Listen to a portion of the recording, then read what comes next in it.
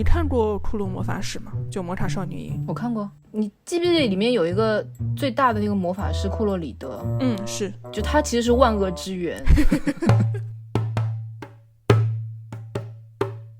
库洛牌有4元素，你是知道的对吧？你是说水风这些4元素吗？没错，风水火土。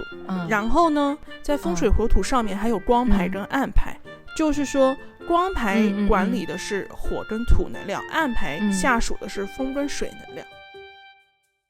风牌基本上它下属牌都是跟移动的东西有关系的。你说像什么跳和飞之类的？对，降牌、跳牌、浮牌，然后移牌，移动的移。蓝牌很明显，蓝嘛就是暴风雨。然后呢，其实里面有2个比较有意思的地方，就是风系下面有竖牌，还有驱牌，驱动的驱。这2个其实是借鉴了我们华夏民族八卦里面的巽宫和震宫。巽宫跟震宫我跟你说过吗？我已经有点忘了。好，没事。就是巽宫其实是代表那种微风清风的感觉，然后震宫强烈的暴风雨拿，或者是说是飓风，对，速度很快的冲出去的这种感觉。所以就是说西方跟东方体系最大的差别就是缺木嘛，然后竖牌跟驱牌其实也就是有一点把木的意思给体现出来，因为巽宫跟震宫一个代表阴木，一个代表阳木。然后呢，水系统下面的基本上描述的就是水的不同形态，比如像雨、云、雾、雪。但是所有的牌型它并不仅仅只是单纯的这个，它也有可能是4元素重新 remix 的，或者说是重新制造出来的。比如云牌其实就是水加上风。云牌是水加上风？对，你或者你就想象现实生活中一朵云是不是就是水属性加上风属性，导致它因为它是水凝结的，但同时它也是可以移动的。我大概有点理解啊，就是它本身是水，但是它会受到风的影响。对，或者是这么说，就是基于库洛魔法使的这部作品世界观，所有的东西都由就风火水土光与暗，就这6样东西都组成。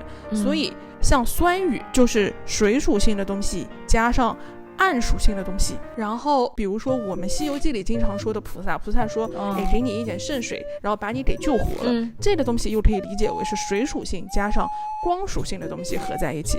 还有一点就是水属性的下面其实有一张镜牌。你说是镜子的镜是不是？对，镜子的镜。我个人的感觉镜牌原本应该是属于光属性的，因为你只有光你才能看见东西啊。但他可能这里理解的就是在古时候还没有发明镜子的时候，我们的确就是用水来当做镜子，或者说自然界里面有反射这个属性的元素其实是水。对，这是火属性下面的牌，有灯牌、雷牌、力牌、斗牌、击牌，然后湿牌、剑牌、盾牌。就火属性给人的感觉其实是一种力量型的，具有伤害性的，有攻击性的那种。对，有攻击性的。对，所以其实我有一点不懂为什么盾牌它放在火这边，因为盾牌在就是五行的里面，盾牌一般是土属性的东西，古时候就像是躲在一个山的后面或躲在一个石头后面，因为它坚硬嘛，所以它才能保护我们。其实我可不可以这样理解，就是像使剑盾这种他们是需要有火才能炼成的。哎，我觉得你有道理，就是他们是武器。对，那我能明白为什么盾牌这个。对，因为你想，如果是在西方的一种元素的概念里面的话，像这种冷兵器肯定他们首先想到的是金属，那金属他们联想到的会是炼铁或者说是冶炼的这种画面，所以就是可能对他们来说是偏火的那一种思路。但对我们来说，可能如果你要想到比如说盾，那肯定是一种保护的那种意识。我觉得你说的是对，因为这样子其实可能也就刚好反映出来中国五行西方那一边的他们对于物质的哪怕是自然现象或者是说是自然的产物的确是有不同的看。而且我不知道，就是不是我们那个五行里面我们会想说什么生什么什么克什么嘛，但是我不确定西方他们这个概念里面有没有。没有，西方跟东方跟我们的五行最大的差别就是我们的描述的其实是一个属性，因为它是属性，所以它其实是可以转变的，它就是或者说是我们描述的是它一个变化的过程。但西方这一边就是纯粹就是描述物质是由什么组成的。又比如说雾牌，因为西方一般想到雾它都是不好的雾，我觉得雾他们会想到不好的东西可能是跟神话有关。古罗马那些地方打仗好像就是如果说有雾生成，看不清敌军的感觉是吗？一个是这种，另外一个就是我觉得雾给人是一种不成形但是又很百变的那种感觉，所以他们会对雾有一种未知的恐惧、不安全感。对对对，就是他们会觉得雾当中会有不好的东西。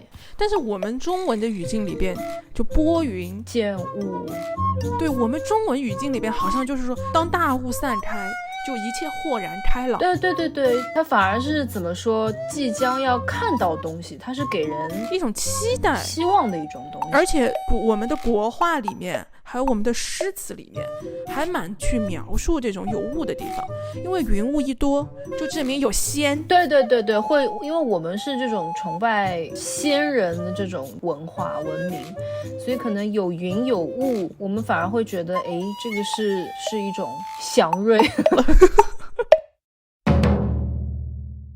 好，这是土属性，基本上都是跟生长空间有关系的。然后像沙排其实是水属性加土属性嘛，花的话风属性加土属性嘛。这里我其实曾经有疑惑的是秤排，秤排我当时有琢磨了一下它为什么属于土属性。秤要在什么情况之下才能做到精确的计量或者是精确的一个判断，是它必须得放在一个平地上，或者说是平面上。我是在想它其实是不是表达的是一种它在衡量宇宙当中的一个能量吗？能量的转换吗？对，能量。你的意思就是说它其实就它是衡量质量，但这个质量也不一定就是我们所说的重量。我是觉得它这个牌面让我想到的首先就是宇宙各种各样大大小小的行星，而且就像你说的，就是有质量的话，为什么会有质量？是因为有引力。那是什么产生引力？就是星球啊。OK， 重力是由我们所站在的那个地方，站在的那颗星球它本身的质量决定的。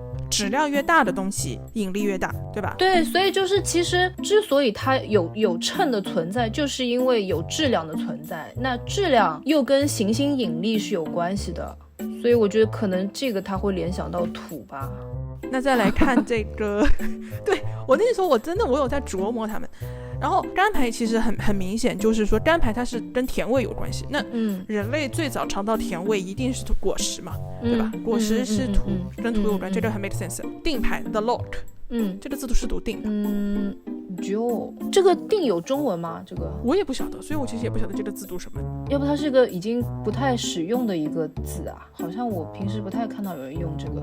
哎，真的就读定，哎，是读定。那可能是古语的锁的意思吧？对，是指金属或者药物等制成的块状物。然后呢，定子就是指纺纱机上绕纱的那种机件，就是那个圆的，然后一直在旋转的那个东西。哦。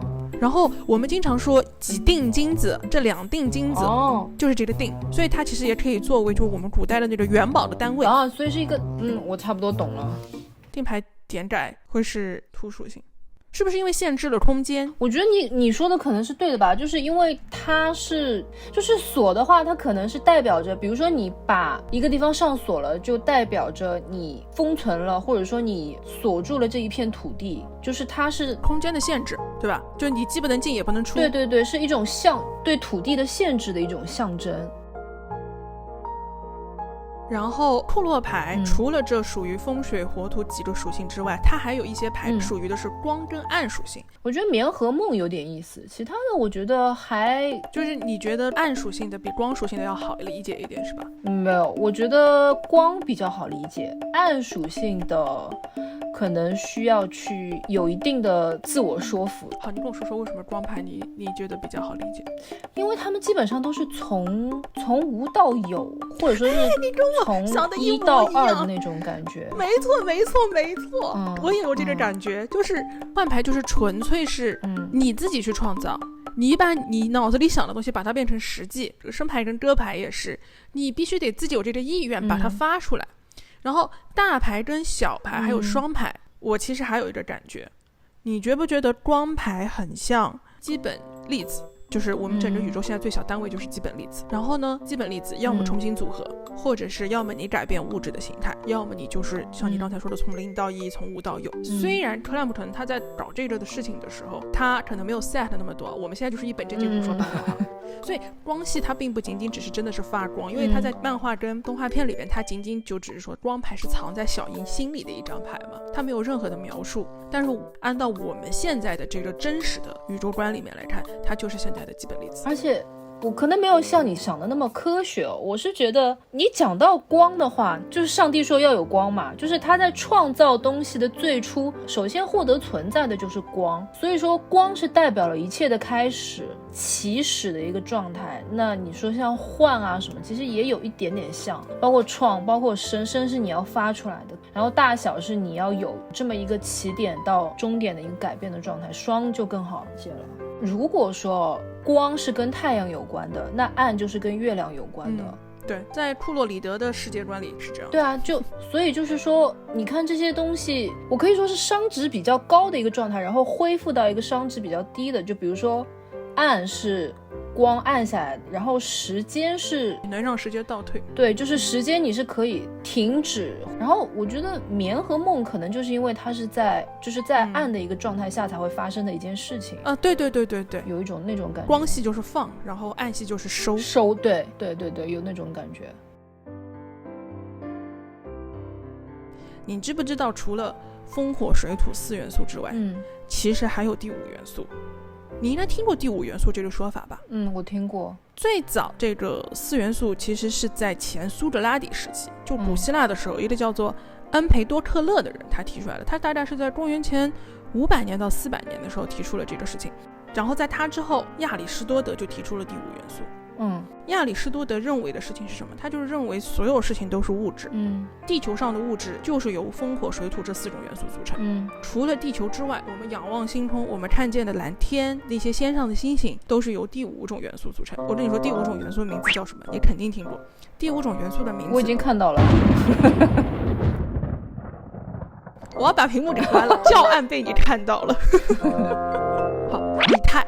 亚里士多德他提出这个东西了之后，包括像笛卡尔啊、科普勒啊、哥白尼啊，很受这个内容的影响，然后一直在 update 这个以太的意思。他们认为的以太是什么？就是我们的科学是认为所有东西的传播都需要有介质，光的传播是通过以太。但是后来呢，发现好像光也不是通过以太。就虽然从那以后以太这个研究被科学界逐渐放弃掉了，但是以太这个名字倒是火起来了。就有一种科学界就是说，只要我们把不知道的东西先安上以太这个名字，感觉一下子就高端了起来。